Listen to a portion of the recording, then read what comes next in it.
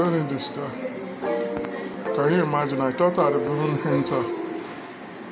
What I was pressing did not allow me to see my entry properly. Now I know I've entered at the bottom, so I have to wait. Okay, so I have to pause and wait. This was where I was supposed to have entered and now supposed to have exited. Okay, it has already pulled through. So this is me making $10 today. Alright, I just wanted to show you one single trade have a very short period of time. So I'm just able to make $10, but I would love to see if just a minute, let me pause and see if I can still get another signal after this.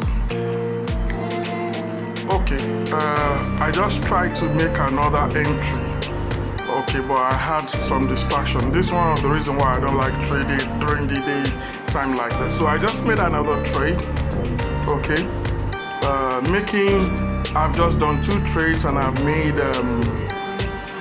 let me show you the profit table. Okay, so I've made $20. Okay, that's like $21 plus.